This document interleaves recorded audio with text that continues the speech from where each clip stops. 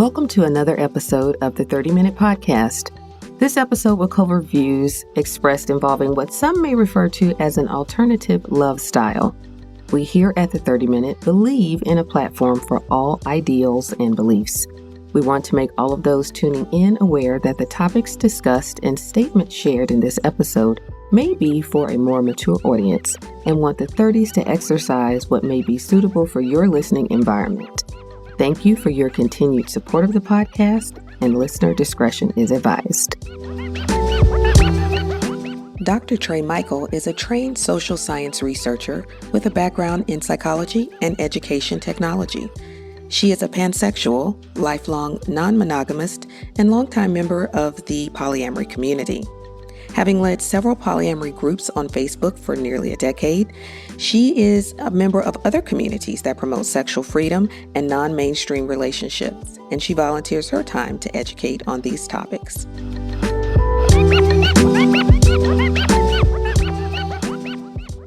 Welcome to the 30-Minute Podcast, full topics in half an hour with the IZZ. And I'm Mari Posa. We're going to have an episode today. Today's episode is an episode that many of you are going to love. Why? This is the poly episode. Polyamory. We're discussing poly, which means many or more loves, so many loves. Polyamory is a newly coined term, circa 1990, and has been around in some form or another for thousands of years. Gaining media attention recently, polyamory falls under a larger umbrella known as ENM, ethical non-monogamy. We're going to discuss many topics under this umbrella. And what we're going to do now is, on today's 30-Minute Podcast, explore and spotlight polyamory, but also discuss other terms with our special guest, Tre Michael. Hello. Thank you for having me. Yes, welcome. How's it going today? It's going fine. Just out here trying to stay sane. Yeah. Tell us about it. So, Tre Michael, how are you doing? I am doing great. Good. As an intro, you are what is known, or what you refer to yourself, a self-acclaimed word purist, meaning that meanings of words means a lot to you. In light of recent events, we are exploring the term ENM, ethical non-monogamy, and polyamory, and also entanglement. We're going to look into that a little bit. Entanglement. We can't let that go. You can't let it go. I'm entangled with Let it go. Okay, but anyway. I think I'm better. No, let that go too. No.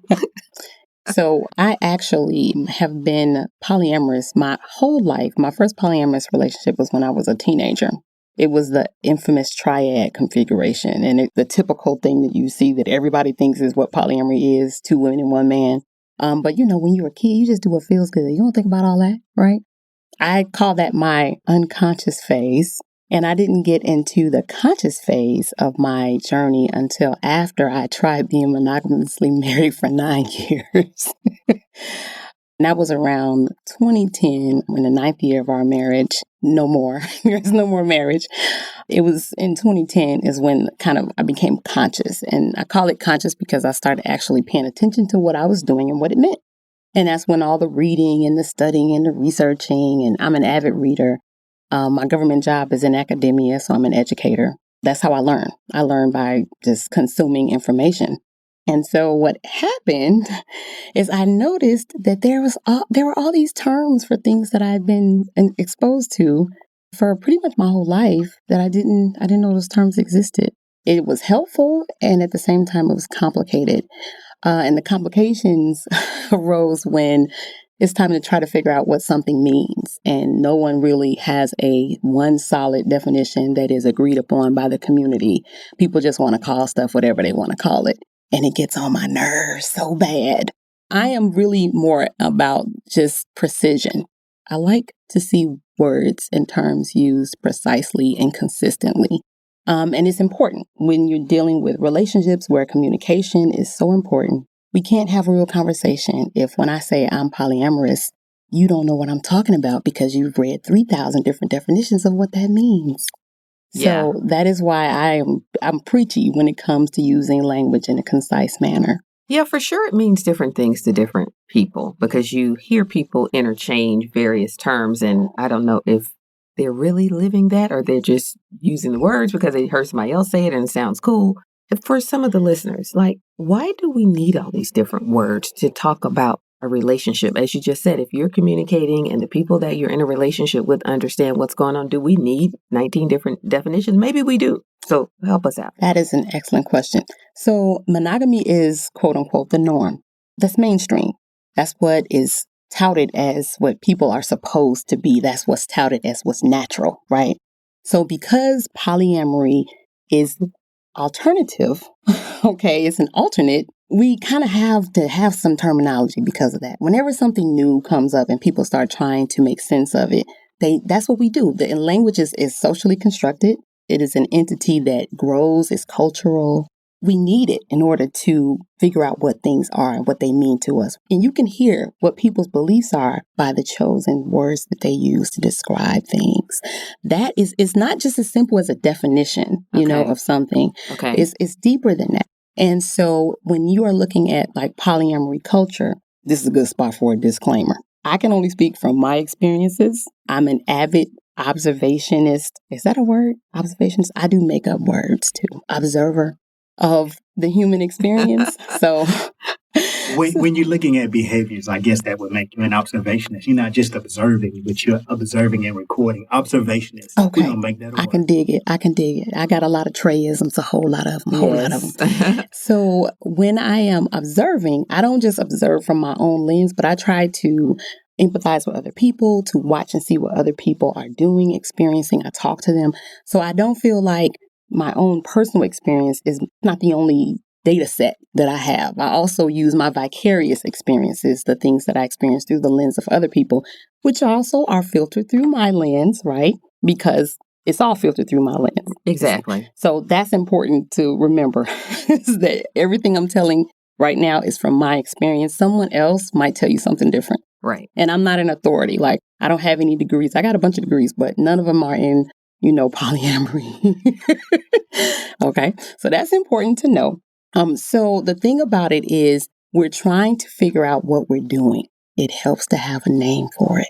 That gets messed up a little bit when the name for it means 3,000 things. We can't have a conversation, can we, if we don't know what the words that we're using, what they mean. Well, yeah, if I'm under one impression and you're under one different, and then he has a different, that's already three different impressions on the same thing. That's a threesome. I'm sure you're about to talk about that, but you follow what I'm saying, right? Yes, Yeah. and it becomes very frustrating. And in the communities that I run in, and that I've been kind of running in for the last 10 years that are surrounding or involving ethical non-monogamy, there's a lot of, I call it misuse of words. For example, someone will say, "Oh, I'm polyamorous," but when you watch them behave, they're a swinger. Polyamory is not swinging. It's not. It's different. It's very different. But because polyamory sounds more evolved, it does. Connotation, swinging. Yes, connotation matters. How it makes people feel, right? Yes. So they need to be able to call themselves the thing that feels good. Okay. So they don't want to call themselves a swinger. You see what I mean? I do see what you mean. That's where it starts getting muddy, where we don't know what polyamory is because we have people calling themselves polyamory when it does fall under the same umbrella. It does fall under ethical non-monogamy, but it is different. It's different. You know? So let's break that down. Let's talk about what the differences are. And you guys keep using this ethical, because there's a lot of people that think if you're non-monogamous, there's nothing ethical about it. So let's get into that as well. Okay. So what makes it ethical is that everybody knows about everything. Everybody knows about everything. So if I'm dating Chuck and you're dating Chuck, you know I'm dating Chuck. I know that you're dating Chuck. Okay. Okay. So everybody knows everything. No, there are no secrets about it. Okay. That's what makes it ethical. And it divorces the idea of having multiple partners from that kind of like what we've been taught about, religious types of undertones of it's wrong to have more than one partner. That's thrown away. That whole paradigm is shifted. Do you want my disclaimer on it? Yeah. Before we go. Go right ahead. You threw out the religion. So we know about polygyny, where men with multiple women. So in the Islamic community that has been seen, in Judaism, King David had 8 wives, as indicated in historical texts and in the Bible. And in American culture, we know Mormons call themselves polygamists, but it is specifically polygyny. Yes. They say they're polygamists, but they're polygynist. Yes. Let's talk about polyandry. Where that's where women have multiple men. There's a matriarchal structure community that's practiced by the Musos. That's the Mosuos community in China. And it's also practiced in Tibet, Sri Lanka, and India. So, we have polygamy. You have, which is multiple loves. It's multiple marriage. Marriage, right. That's different. That's different. That's a huge deviation. Right.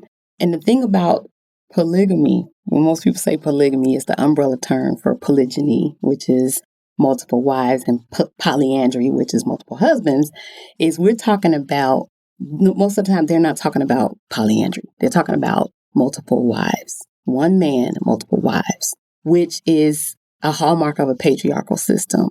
Polyamory divorces from that. Okay. I mean, in its purest form. Okay. Okay, there's the purity thing. There's the whole pure. Yeah. In its purest definition, polyandry is having multiple loves, not necessarily plural marriages. And it is also with that everybody knows about everybody. And then it is not limited for women identified persons. So that patriarchal stamp that goes on top of it, that makes it so that women are looked at as you aren't supposed to have more than one man. Let me make sure clear on that, because there's another issue when it comes to you can have more than one woman, but you can't have more than one man, that kind of thing. And what about the women who are heterosexual? Like, what they gonna do? But anyway, that's a whole other thing. Yeah. So that is where polyamory divorces itself from the typical meaning of polygamy or polygyny. You see what I mean? I do see what you mean, but I'm going to tell you all, it sounds really complicated. It sounds like I need a bingo board and like, okay, you're over here, you over here, I'm over here. I mean, this is hard to keep up. Like, how do you know what you're doing? Well, it's easy in America. You cannot marry more than one person. Okay, well, there's that. So we cannot do polygyny here, regardless if we want to or not. So multiple loves, but not multiple marriages. Not multiple Which, marriages. I mean, that actually could work out for a lot of people, because a lot of folks' marriage is kind of a headache for them. But having multiple loves sounds a lot more freeing. I don't know. Yeah, So that makes me wonder we get into MFM, FFM. We won't even go there. We're not going to go there. We need another show for that. We need another show for that. We'll call it the abbreviated version and talk about all the abbreviations. Right. But let's go back to square one. So as a word purist, how would Tre define polyamory? Give a definition. So are you meaning the definition that I know about from research, or the way it looks in my own life? Both. Okay, first, the definition that I know from research and that I believe in, I should say, is 3-faceted. One is the capacity and or the desire to have more than one romantic partnership. And when I say romantic, it does not have to mean sexual. It can be non-sexual, okay? But it's an intimate, romantic, or it could be non-romantic even. But people get into, what makes it different from a friendship, which is a whole other, like I said, another show. Wow. That's the first part. Okay. Is that this capacity. Typically, we're talking about a romantic relationship, right? And the key is that it's emotionally substantive. It's not just based on sex. Not that there's anything wrong with that. There's anything wrong with that. The second facet is all parties are aware and in agreement. No one's being bullied. No one's being coerced. Everybody's in agreement. And the third facet is that it is devoid of those patriarchal stamps that require women to be limited, yeah, sexually and in terms of who they can establish relationship with. So that's the definition that I kind of embrace.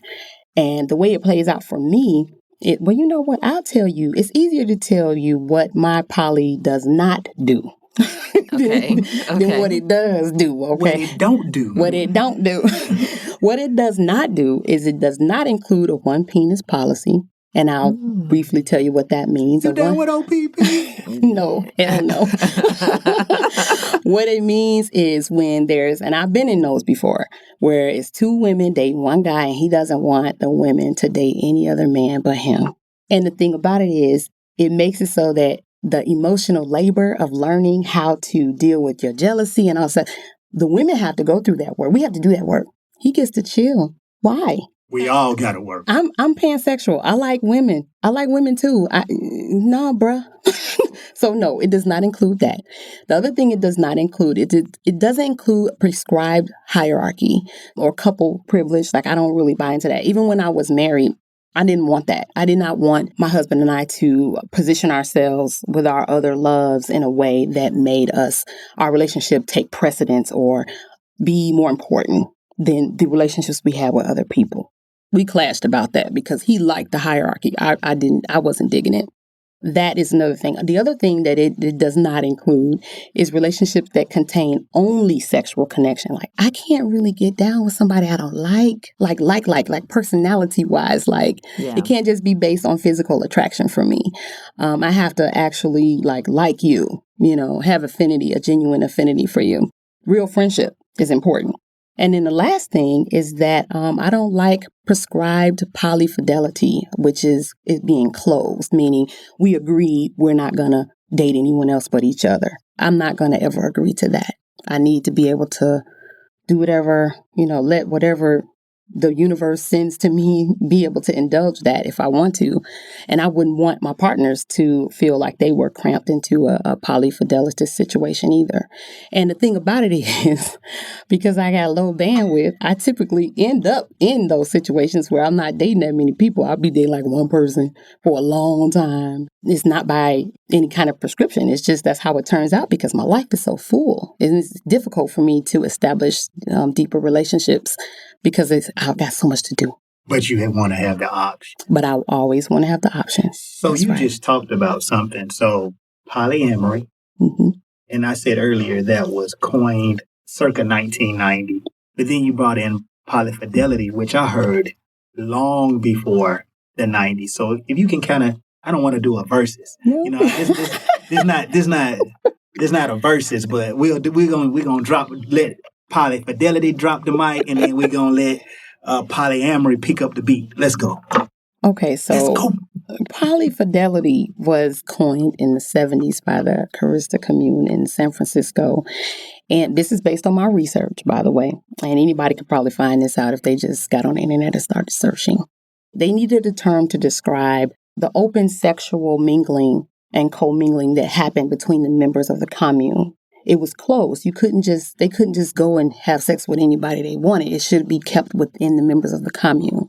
So that term traditionally was initially formed to refer to sexual relationships between the members of that particular group. Okay. And any new member that wanted to come in had to be unanimously approved by everyone that was in the group. And that's typically how polyfidelity plays out in what I've seen current relationships.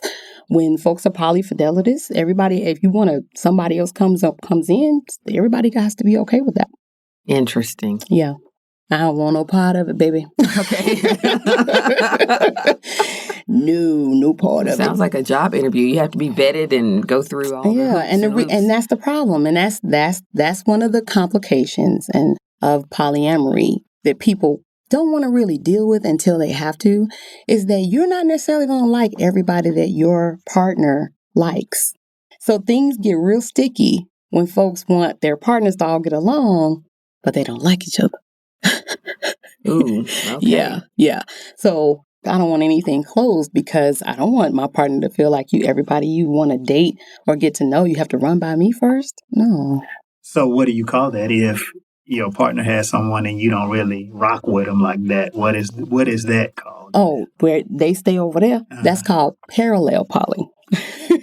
Parallel poly. So there's two different relationships going on, but they don't intertwine. Yeah, and they know about each other though, but they just don't. They're not kicking it and hanging out. Ethical. Yeah, it's still ethical.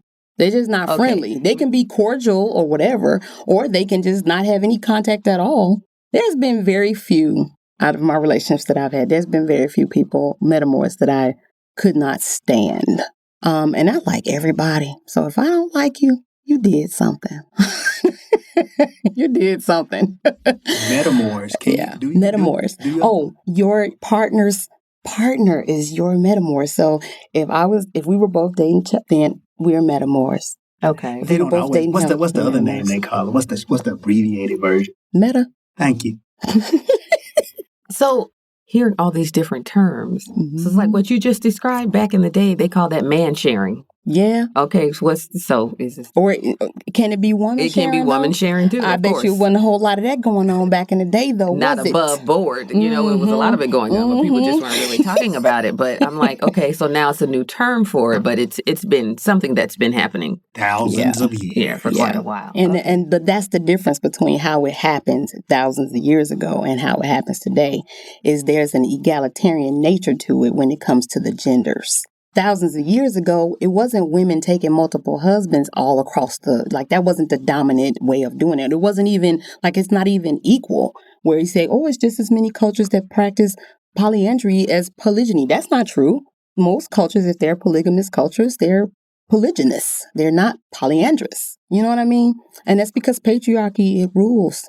Yeah, and so that's why polyamory is a stark deviation from that, where we don't have to worry about patriarchy if we're doing it the way we should be doing it, the way the original creator of that word meant for it to happen. Well, I just find this, if I want an out, I can coin one of these terms and say, well, I'm doing this, now I'm not doing that. And so this is the reason why you should accept it because it fits under this umbrella. So what is the difference between people that have really adopted the lifestyle versus people that are just using the words conveniently to get in other relationships and not ethically, since you guys keep using that phrase? Well, that's important though. To be ethical is important. And I think polyamory by definition is ethical. Okay. There's no unethical polyamory. If it's unethical, it's not polyamory, it's cheating. And I will say this, lying does happen in polyamory. So, but why though? Because people are addicted to lies. Okay, that's why. Because people are people. So people it's just, are right. People are. You did not take the humanity out of these people. You still have people lying. You're still going to have people who are dishonest with themselves, who are not self-aware, immature. You're still going to have, relationship behaviors that are subpar, toxic. You're still going to have that. Still just regular humans just have decided to steer away from monogamy as their, traditional type of relating script of monogamy. They've leaving it alone. That's all. That's the only difference. And the thing about it too is it requires more work. It sounds like it requires more work. A lot of work. Yeah. People oftentimes they don't realize that it's going to expose all your stuff, all your childhood mess. Yeah, because it sounds like you are taking the opportunity to work with different people in different ways, have different types of friendships or different types of love relationships. So each one of your values or things that's important to you in a relationship, you may not get all that from one person. So it sounds like it kind of takes some of the pressure off of one person to be everything to the other person, which is kind of the standard marriage concept, whatever. But now you're like, well, okay, maybe I have this group of people that I go to for these things, and I have this group of people over here that I go to for something else. And that's how I feel complete and happy. Yeah. And it's not all about just one person. And that's a double-edged sword. So yes, it feels great that, the person I'm dating, when, I'm tired and I can't pay attention, I'm not the only person he's looking to for attention. So that's the good part. The bad part is when I want his attention, he got to give it to all the other people. Okay. And that's fair. So that's a part fair. of it. Yeah. That's right. So how well are you able to handle that? How well are you able to detach a little bit from your egoic neediness and self-soothe? Interesting. Like I said, I would need some type of schedule or board or something. And people you're use, over here people Tuesday, use Wednesday, schedules. Friday. I mean, they that's do. just too much. People to use just keep schedules. up here. You know what I mean? They do. They use schedules. But don't you use schedules for every other part of your life? Everything else, yeah, sure. To me, it's no different. I have a family schedule, a family calendar for my child and my kids, and my ex has access to it. We have to coordinate. So my work, again, another calendar for that. We have to coordinate that, all the meetings and all the stuff. It's the same, the management piece. Well, we've dropped words like egalitarian and metamor, and ethical non-monogamy. So let's take a brief moment to woosah. Take that all in. Let people look up some words, get their dictionaries, and look up some of those words. We are going to end part 1 because this has taken 30 minutes, and we are the 30-minute podcast with our guest, Tre Michael. But we'll be back with part 2 next week. Until next time, The IZZ. Mariposa. Peace.